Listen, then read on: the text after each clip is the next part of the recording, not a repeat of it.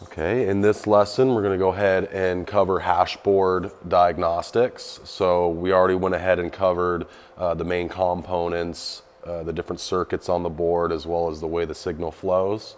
With that kind of knowledge, we can then go ahead and move on to hashboard diagnostic. So that way we can figure out exactly what's going wrong with the board. When we are doing diagnostic on a hashboard, we want to do the same thing with consolidation. We want to do a complete visual inspection. So we're looking at the board, we're seeing if anything is missing, damaged, off. As you can see here, these heat sinks are crooked, so we probably don't want to plug this in without removing these heat sinks and seeing what's going on underneath there. If that ASIC ended up shifting and caused a short circuit and ended up frying out your board. Again, you want to make sure you understand signal flow as well, all the main circuits. So once you completed that module, we can go ahead and get started doing diagnostic. So to do diagnostic, we're going to need a few things. So you're going to need, one of the tools you're going to need is a variable power supply. 5 amps might cut it for some of the older models. For the newer models, you're going to want 10, 20 amps. And some of the even newer ones require even more than that. So I'd say a 20 amps is a good place to start. It's also good to have multiple variables, so that way you can also not only use it to power the board, but also use it to inject voltage into the board itself on the different circuits. Another thing we're going to need is a test fixture or a test jig. This is a third-party one. I like to call it the tie tester. There's lots of them out there on the market, and we have them available, so if there's anything you need, let us know. But this basically plugs into the hashboard to run tests, so that way you can put voltage through the hashboard. Another thing you're going to need is a multimeter. I recommend a Fluke 15B+. That way we can make it a little more standardized in the industry. We'll all get the same, somewhat the same readings. Also having some needle tips will help substantially, because that way you can actually, if you take a look, you can go in between the heat sinks with it. Now I want to be careful that we're not accidentally touching the ground at the same time, because then you're going to short out that signal. So this first one here with the wave is going to be voltage on alternating current, so we don't want to use this for DC. The next one is DC voltage. Now we don't want to use and test alternating current with this, because then it can fry your multimeter. So you want to make sure you're selecting the right one for the kind of current you're testing. Most of the time we'll be using just the DC voltage, and this will help you test the voltage between 2 points. We can also come here, top dead center is going to be resistance. We can use this to test components in circuit and try to see what the resistance is. Now you can use this to test the resistor and try to get the value of it, but just remember Ohm's law. If you have resistors in parallel or in series, it will give you a different reading. From there we have, press the button once, and we have this little beep, I call it the beep mode. Basically it's continuity mode. So it tests to see if 2 points are connected together in circuit. It'll beep at you if you're doing like ground to ground, for example, or if those traces touch each other. And last but not least, we also use diode resistance. We use this mode to test the ASICs themselves. We put the red lead on the ground of the heatsink, like so. And then we take the black lead and we use that for the test point. This will give us what's called diode resistance. It's actually more testing for voltage drop between 2 points. So this will tell us if the ASIC itself is seated properly, or maybe the ASICs are missing components. So that's why we're always doing a visual inspection. But ideally, if your reading is too high on diode resistance, it's going to mean that you have an open circuit. It's going to be as if that ASIC itself is like not even attached to the board. Now, if you have a value that is too low, that's going to tell you have most likely a short circuit. So you have like a solder bridge where two of the leads are accidentally soldered together. And that's something we definitely want to make sure we check before we even test the board.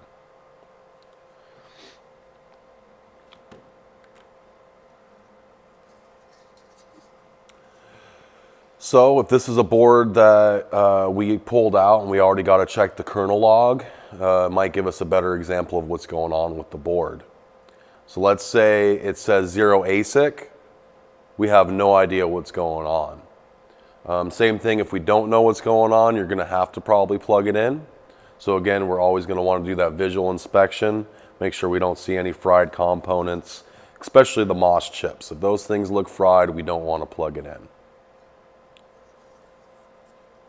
But for 0 ASIC, what we're going to do is we're going to plug it into a power supply, and we're also going to plug it into the test jig, and then we're going to see what it says. And in this case, it's saying 0 ASIC. So what do? So first thing we do is we want to make sure that return signal is going from the last chip to the first chip, right? So we'll test the, in this case, it's bit main amp minor, so it's going to be RO, RI, RX. We'll just call it the return signal. It's going to be the same for any maker model. So that return signal, let's say we don't get it here, right? Well, what powers the last chip? It'd be the LDO. So then we test the LDO. We don't got voltage on the LDO. Okay, what powers the last few domains? The boost. So then we test the boost. We find out that the boost doesn't have voltage. So then what powers that? What turns that on and off? Well, that would be the MOS chip. So are we getting voltage after the MOS or are we not? Well, let's say we're not getting voltage at the MOS. Well, then we want to see if our PIC chip's even enabling that MOS to open up. So in that case, then let's say we come over here and test here and find out we have no voltage coming in and find out that we didn't even turn on the power supply. So that's kind of, you just want to follow that signal through the board and see exactly where it breaks. Again, if we're back at the last chip and we have voltage, you could go one chip after another until you finally get to the first chip to see where that breaks. Usually what I like to do though is that if you have voltage here, I'll just jump halfway to the board, see if there's voltage here, and then just keep going. Let's say no voltage here, but there is here, then you just kind of connect it together and find exactly where that voltage stops or breaks. It might be a low voltage, that kind of thing. So once we get that return signal fixed, that will bring us into what's called some ASIC. So with some ASIC, it will say like, 1 ASIC, 10 ASIC, there's 63 ASICs here. Let's say it says 62 ASIC. Anytime it gives us a reading other than 0, that's what would be called a some ASIC. In that case, that usually means the return signal is likely good, not always, but just enough that it's letting the signal get back to the control board or the test jig to let us know that it's some ASIC. So let's say it's 10 ASIC, right? So first thing we want to do, maybe we got that from the kernel log, or we just plugged it into the test jig and found out that there's only 10 ASICs being found. First thing we want to do is take our multimeter and we want to set it to diode mode. And in diode mode, we want to test not only chip number 10, but we want to do the chip before and the chip after. So we're going to test chip, what would that be? Chip 9, 10, and 11. And we do that for all 5 test points or all the test points. There's usually 5, 7, give or take test points for each ASIC. So we're going to do the diode resistance on that and make sure it's in range. If in doubt, you can always go over a few domains to an identical one or identical chip and see if you get the same reading. Or you can take another board that you know works and test it and compare. Now we test this and the diode resistance is out of range. First thing we want to do is we want to rework that chip to make sure it's back in range before we plug it back in. The reason for this is let's say there's a short circuit there and you plug it in, now you just fried maybe the component, or even worse, you just fried traces and thus causing a dead board. So we want to make sure that we're always testing diode resistance before and after we ever rework a chip. So once we get it back to range, we then can go ahead and plug it back in. Hopefully by that time we fix the issue and we have all the ASICs found. If not, we just kind of keep going and trying to make sure that signal finally makes it to the last chip. So again, 0 ASIC, we want to make sure that return signal is going last chip to first chip. Some ASIC, we want to make sure all the other signals go from first chip to last chip. Then you have some other issues that you might come across. That would be like maybe a PIC error, EEPROM info error, temperature sensor error, stuff like that. And so first step would definitely be, you can always try flashing the PIC. You can try flashing the EEPROM. Temp sensors, you can do a visual inspection. You can try replacing the temperature sensor. It can also be the ASICs that are attached in series with the temperature sensor. So it might not even be the temperature sensor circuit itself. It could be the ASIC after it in series. In this case, it would be the chip before it, because the return signal goes from last chip to first chip. And that's kind of the basics of how we do diagnostic. It's just best to have another board to compare to. So that way, if you have a working board, you can test all the different test points and see exactly what kind of reading you should get.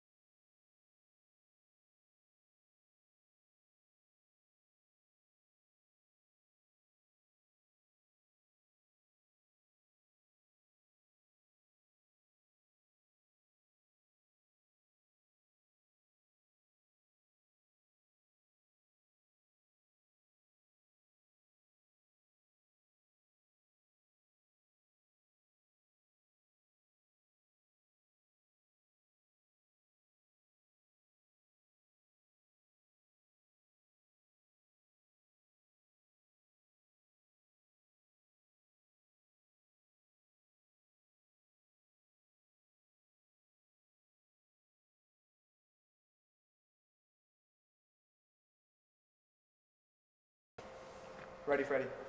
All right. 2 seconds, I lied. Just because I was set for that exposure there. Now I'm ready. All right, so in this module, we're gonna go ahead and cover rework basics. We're gonna go ahead and actually do some rework today. So what I like to do is basically rework the main components in each main circuit. So what we're gonna start off with is the MOS chips.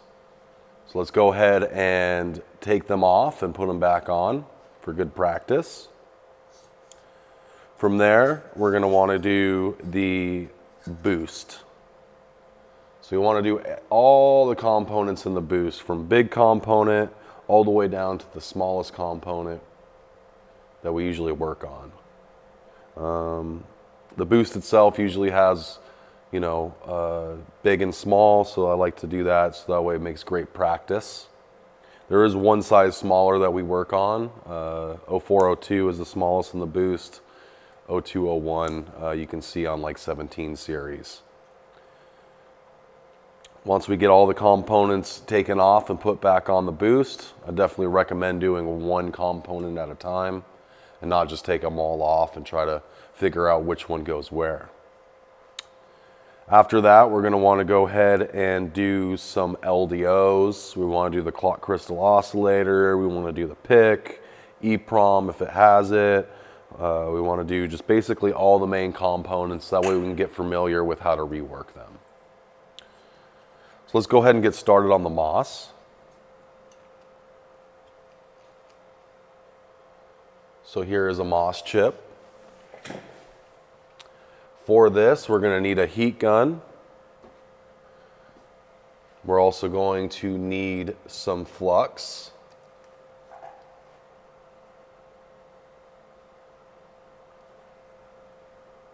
And we're also going to need some tweezers. So for the tweezers, it's all preference. I usually like the long and skinny ones. Can you hold that kind of, sorry, just under the microscope. Can you go under the light for me? Oh, go underneath the light on the microscope. Yes, there. Thank you. There you go. Appreciate it. So I like to use the small, thin, long ones. Some people, they use other ones like the angled. So it's really all preference. Every tech is different. So when we're reworking a component, we don't want to grab it by the feet this direction. So if need be, let's go ahead and turn the board a complete 90 degrees. So that way, when you come in, you're grabbing it this way. So it really depends on your comfortability. Some techs like to come in forwards like this. Other techs like to come in from the side. I'm more of a lobster than a crab, so. All right, we'll focus that camera, your microscope. Is that what you're saying? Yeah, this is focus. I was just saying, oh, sure. It could be zoomed too, maybe, I don't know. Can you focus the microscope? Oh, yeah. I think it's pretty focused. Come here. Nope. It's harder to tell when it's, when you have the smaller previews. Is that better? There's the sharp. You stop there. That's as sharp as it will get. Okay. It's, shallow depth of field, it's always going to be a little soft. It's soft. You bumped it. It's very delicate. You step. There we go. Okay. Is that better? Yeah. Do you want me to, can I adjust it? Yeah.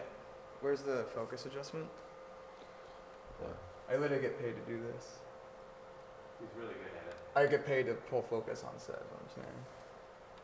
It's kind of a big deal. I mean, if it's not sharp, what's the whole point of doing it? Right there is as sharp as it will get. Okay. Go ahead. All right, so when we're reworking these components, what I like to explain is that this solder is a metal. So what you're doing is you're literally melting metal into a liquid. So this is a very important concept to understand. Reason being is that you need to make sure all of the solder is melted into a liquid. At that point in time, it'll just come off really easy like butter. Now we don't want to squeeze on the chip too hard and start chipping the chip. Very easy to do, as you can see. Another thing we want to avoid is scratching the PCB board. That's also very easy to do. So you want to think of it kind of like your skin. So you don't want to take your tweezers on your skin and scratch yourself. So same kind of idea, you don't want to scratch the board. As you can see, the copper just got exposed. We want to cover up any exposed copper because that will corrode over time. So you can use like a solder mask. Let's go ahead and do the reworking. So first thing we're going to need is some flux. So go ahead and add some flux. I like to put it on just the feet of the board is all you need. A little bit will do ya.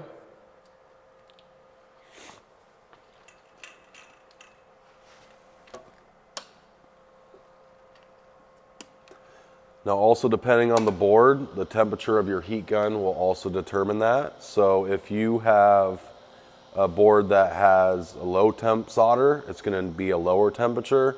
And like the newer generation models, you're going to need higher temp for the higher temp solder. Another thing is sometimes there's a heat sink on the back where the MOS are. So let's go ahead and remove that first. Otherwise, it'll be very difficult to remove the MOS. Actually, I'll come focus it if you want. Otherwise, you got it, you too. Yeah, we're not really using the microscope for this. This would be more for like just showing from the camera angle. Okay, we're gonna go to 6 then. Give me 2 seconds just to focus. Or no? All right, go ahead. When you're ready. Set. Set. Okay. All right, so let's go ahead and set the temperature of the heat gun. When you're removing heat sinks, you can set it a little higher.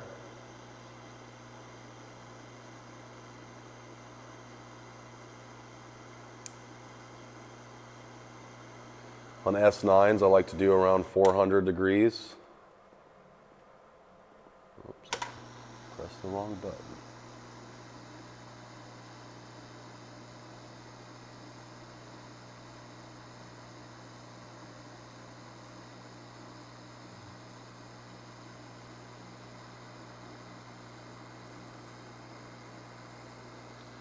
Now it's better to start at a lower temperature and kind of raise your way up. We don't want to burn the board. It's very easy to burn the board. So if you put too much temperature into the board, you can stress it out. So that's why you can kind of start at a lower temp, raise it up a little bit, raise it up a little bit, and then maybe the solder will melt. So you can go ahead and put the heat gun directly on the heat sink. I also like to take my tweezers and give it a little wiggle because we don't want to overheat it. Especially if you're doing like the ASIC chip. And as you can see, when it's ready, it just comes right off. You don't want to force it.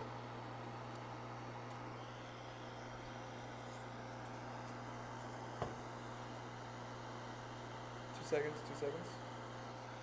We're good. I was putting active stabilization on.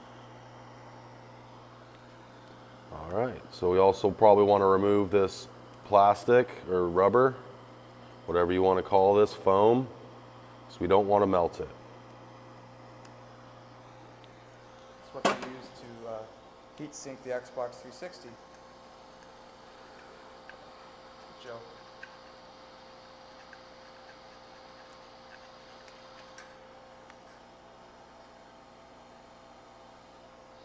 There we have it.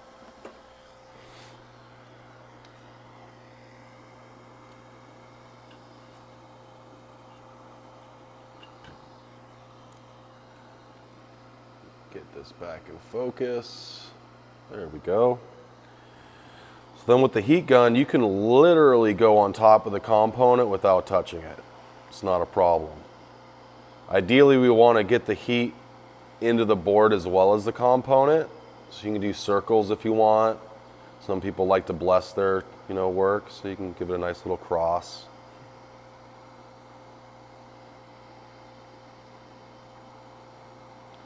Now what we're looking for is that solder to look nice and shiny When it's ready, it will be ready. We don't want to just force it up when it's not ready. As you can see, not ready.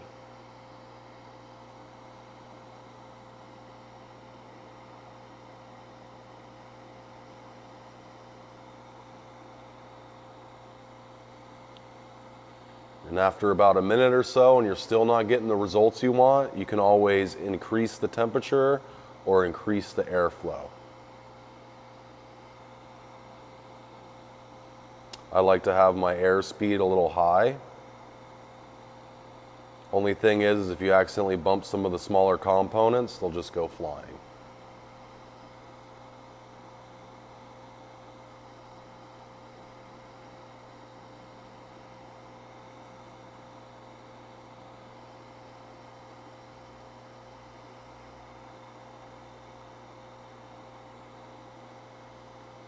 So if you're a person that likes to have your heat gun a little further from the component, you might need to increase the airspeed and the heat.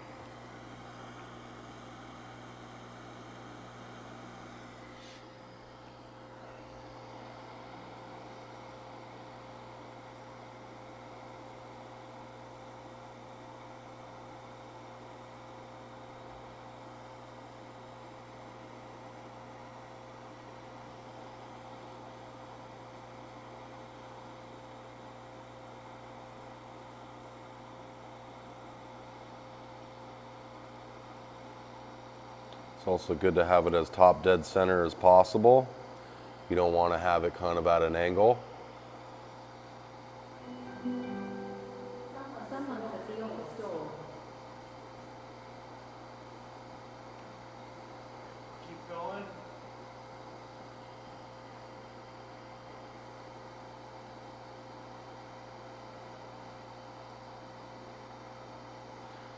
As you can see, it's getting ready, so I like to roll it up and roll it back down. So you roll it up.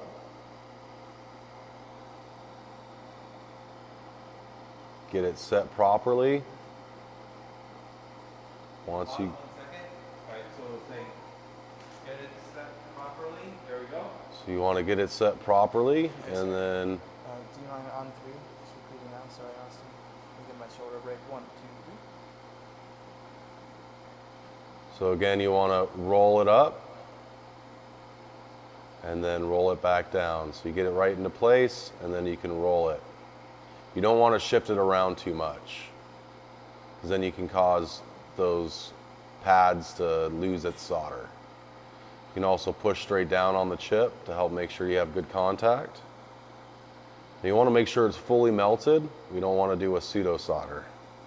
That's basically where the solder is a cold solder joint and it's not really attached.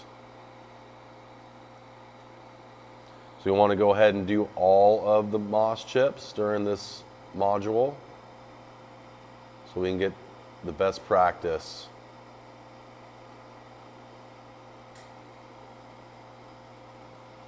So to clarify, before you go any further, to clarify, you're taking MOS chips on and off just to practice, but not actually replacing them, right? Correct. Okay. More so like the tutorial showing how to take them off. Do you think we should say that, or? Let me think. So, I mean, you're still doing the same thing you're doing if you would do a repair, though, right? Like, Yeah. I think it's fine. Okay. It's fine. It's still the same task. 2 seconds. I'm just getting better support. Oh my God, that's so much easier to hold. Okay, go ahead.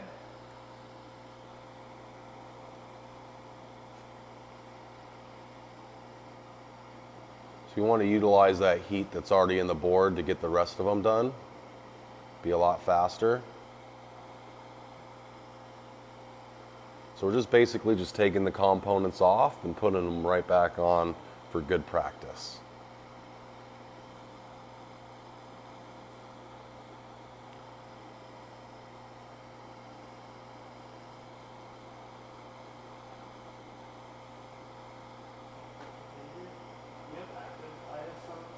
I do. I'm at 150 millimeters handheld. Yeah. Do you have the I have active on. isn't there like the steady with the active and steady? There's active and then a steady shot standard.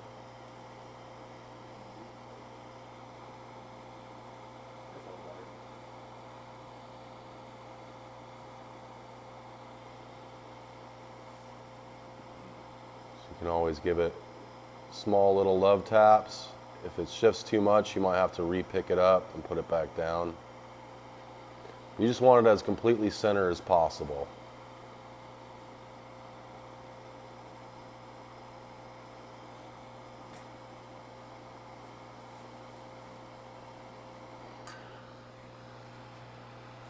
You can see it dry right on camera. And that's the MOS. Once we've gotten pretty good at that, and we're an expert,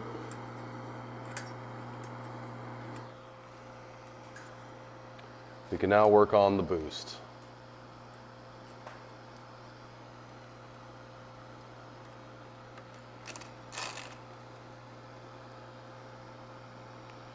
So that's the entire boost. We want to go ahead and remove all the components and put them back on. Me, I like to take off this inductor first. This is going to absorb most of the heat.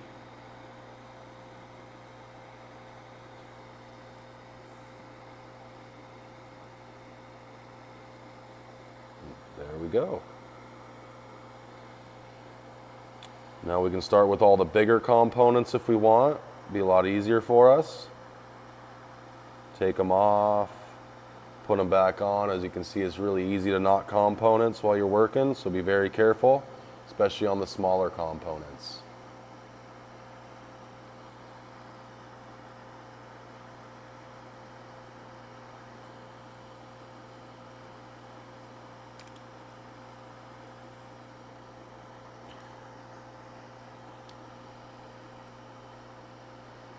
See, now it just blows away and you won't know where it went.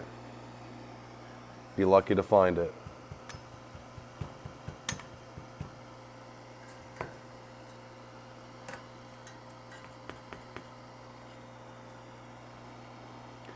And it's gone.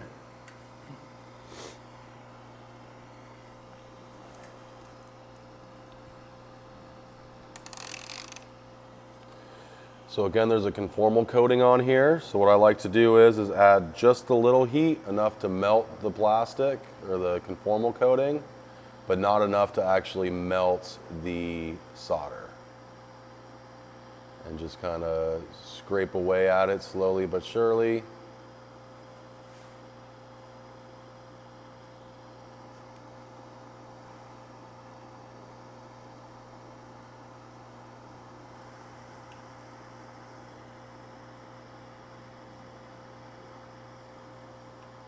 Can always bring the heat gun in a little bit, bring it back out, bring it in, bring it out. Again, we're not trying to melt the solder, we're just trying to melt the conformal coating.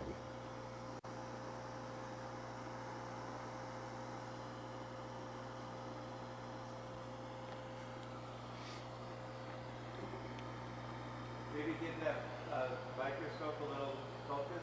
Yeah, I was gonna say it's so soft too. Oh. Oh yeah. Oh yeah. Then you can use a Q-tip with some 99% isopropyl alcohol to help clean.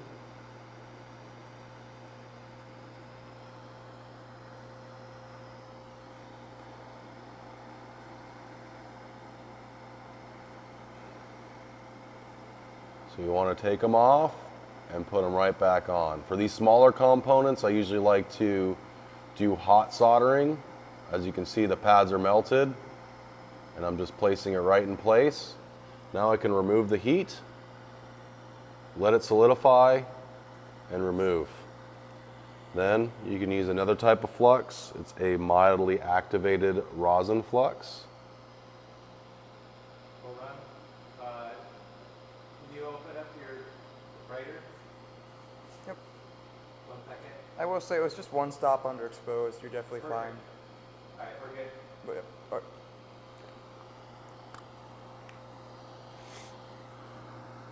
Then you can just add a little dab will do ya. Rebring in the heat.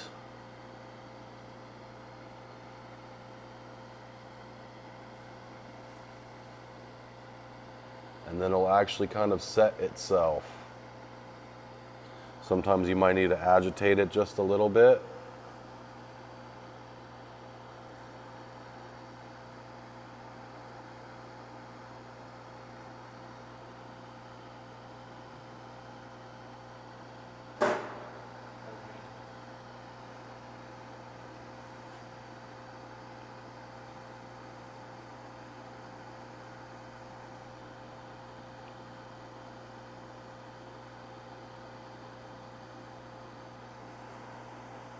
Is that brown stuff something that we should worry about or talk about? I did already. Okay, good. All right, cool.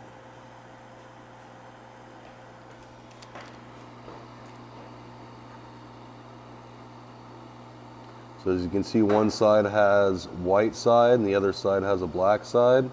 It'll still work upside down.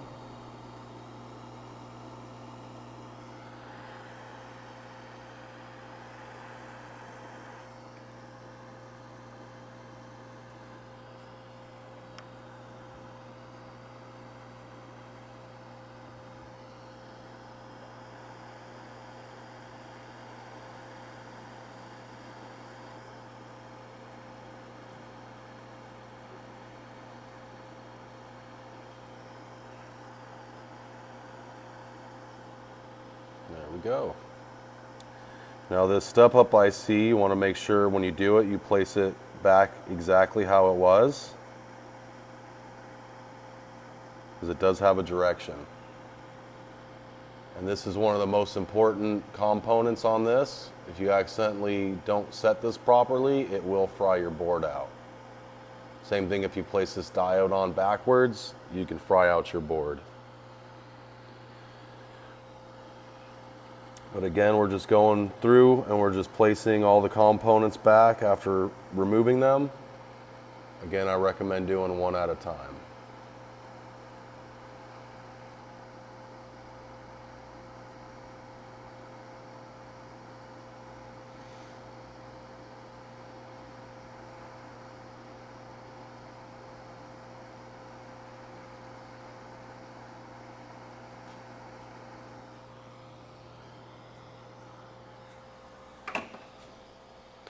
Now we're always cleaning up after ourselves.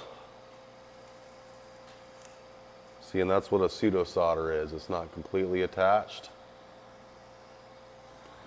although you thought it was.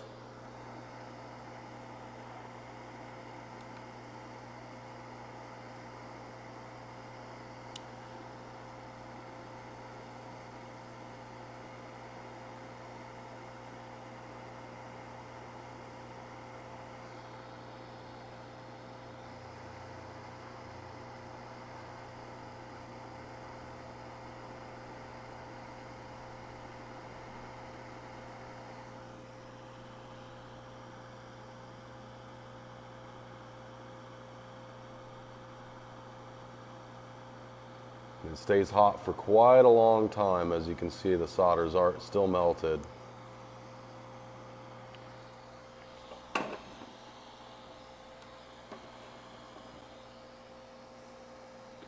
Once it's on there, it'll be on there.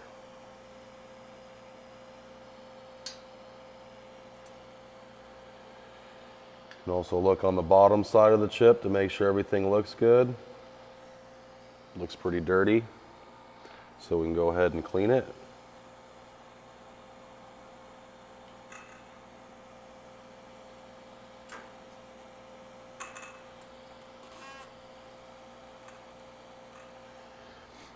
Flux is your friend.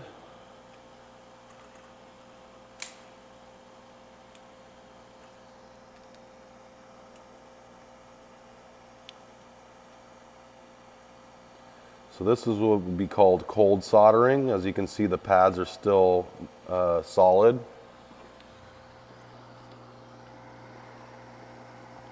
Hot soldering is where we would melt the pads first.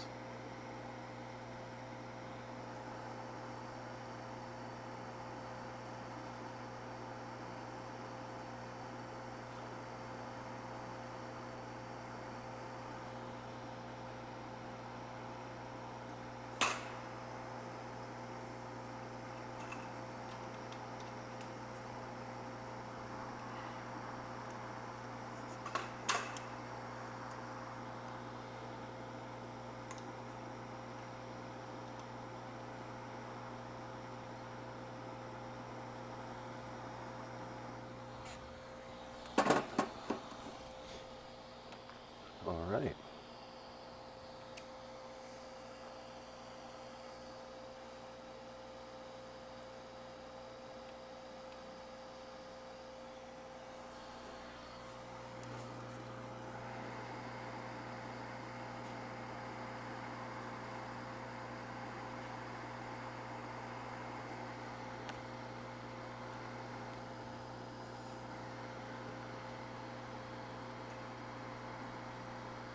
You see the capacitor kind of sucked itself into place.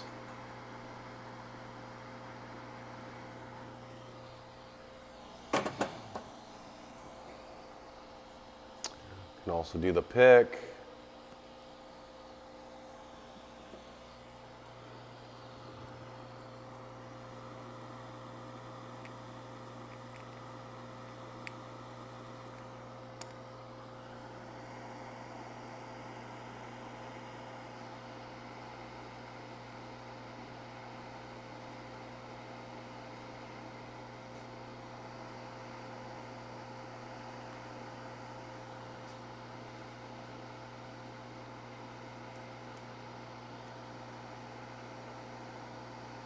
You need to tell people about the circle and the circle? Yeah, so you want to make sure that, as you can see, this circle aligns with this other circle on the board. So we want to make sure that we're placing it back correctly. Should we say the circle represents the number 1 pin and make sure that the 1 pin always goes in the right place or it won't work? Surprised you know that. But yeah, this little dot here also represents that this is pin number 1.